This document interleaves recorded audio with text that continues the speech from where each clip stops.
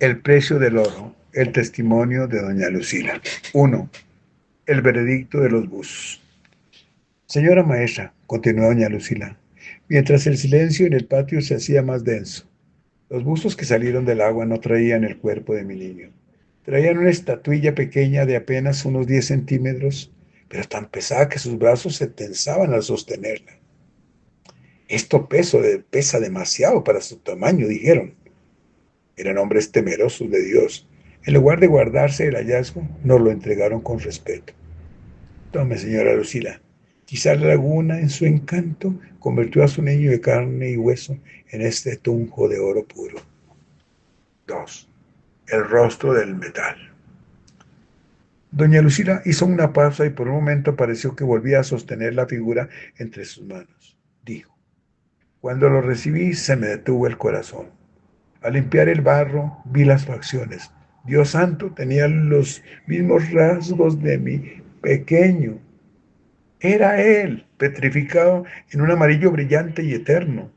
Mi esposo Olegario y yo lloramos noches enteras. Ya no podíamos devolver la vida, pero el tunjo era ahora nuestro único patrimonio. 3. La peregrinación a Chiquinquirá. 8 días después del rescate, emprendimos el viaje hacia Chiquinquirá. En las joyerías del pueblo los expertos se santiguaban al ver la pieza. Señores, esto es oro de 24 quilates. Pesa más de 2 kilos, nos dijeron. Nadie allí tenía la capacidad de comprar semejante tesoro. Nos recomendaron ir a la gran ciudad, así que cargando a nuestra hija de 5 años y con el tunjo oculto entre las ropas, viajamos hacia lo desconocido. 4. El millón de pesos de 1954. Finalmente, en una joyería de alto caché en la capital, se cerró el trato. 1 millón de pesos. En una época donde el peso valía una jornada completa de trabajo, esa cifra era una montaña de dinero, una cantidad que asustaba cargar.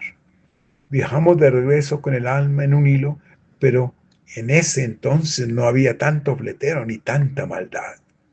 Llegamos con la plata a cuestas para construir esta casa de teja roja que usted ve hoy, señora maestra. Pero cada ladrillo y cada jardín me recuerdan que mi riqueza tiene el nombre de mi hijo y que el oro, por más que brille, es frío y no me devuelve su risa. Mazamorra y confidencias. El peso de la fortuna. 1. El abrazo del miedo. Al terminar el relato, el aire en el patio de la casa de teja roja parecía haberse enfriado. Mi madre Carmencita se quebrantó por completo. El llanto de doña Lucila encontró eco en sus propios ojos. Mi madre me estrechó contra su pecho con una fuerza desesperada, como si en ese abrazo pudiera blindarme contra la atracción de la laguna encantada que acechaba a solo 150 metros. Por favor, clamó ella a los niños con voz temblorosa. Ninguno se acerque a esa orilla. Quédese en el patio bajo la protección de esta casa. 2. La generosidad de doña Lucila. Para aliviar la tensión, doña Lucila, con una hospitalidad boyacense que no sabe de penas cuando hay visitas, ofreció lo mejor de su cocina. Señora Carmencita, no se preocupe, aquí en el patio están seguros y mientras los niños descansen quiero ofrecerles una mazamorra boyacense. La hice con habas frescas, frijoles, papas y buena carne de res y cerdo. Tiene mucho recado y les aseguro que les va a gustar. También tengo refresco para todos. Mi madre, aunque agradecida, velaba por el esfuerzo de las otras madres de la vereda.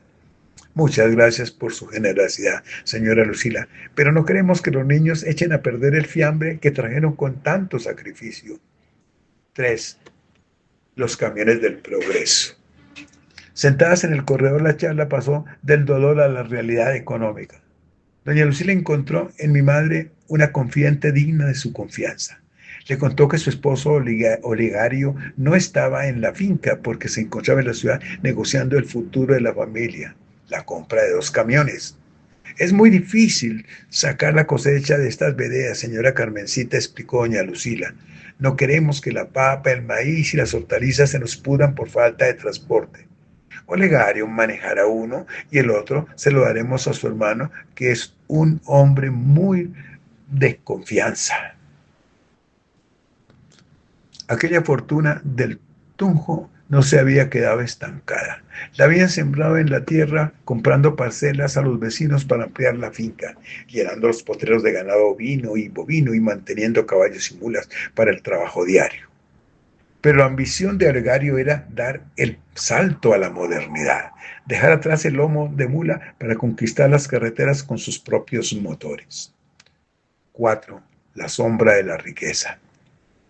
Mientras yo escuchaba, parando la oreja, comprendí que esa casa de teja roja no era solo un lujo, era un centro de operaciones. La familia de Olegario y Lucila estaban transformando la región, convirtiéndose en el motor de la vereda.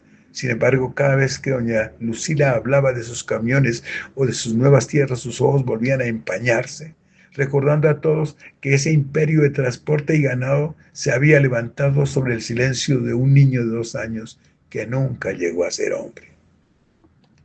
El ritual de la tierra y el adiós a la Yanacá. 1. El banquete de los exploradores. En el patio de teja roja, los niños se sentaron en posición de loto formando un círculo de colores y olores. Abrieron sus fiambres revelando arepas, papas chorreadas, cuajada con melao. Pero la generosidad de doña Lucía no tenía fin. Apareció con bandejas de mantecada y masato, ese fermento de maíz que ella misma preparaba y que sabía fiesta de pueblo. Déjenme ofrecerles esto, señora maestra, insistió. Y si no les gusta el masato, también hay gaseosa del pueblo. 2. La teogonía de la papa. Mientras los niños comían, doña Lucía le dictó a mi madre una lección que no estaba en los manuales de la normal. La vida de un cultivo. Habló del primer puntal de las 9 de la mañana, de la cujá y el melao que sostenía el cuerpo de los peones. Habló también del segundo puntal a eso de las 3 de la tarde, que podrían ser envueltos de mazorca o de maíz pelado o arepas de trigo, y que también siempre tenían a su disposición suficiente guarapo en un pote bien tapado con una tusa ajustada, y totumos para servirlo. Obviamente habló del desayuno antes de empezar la faena.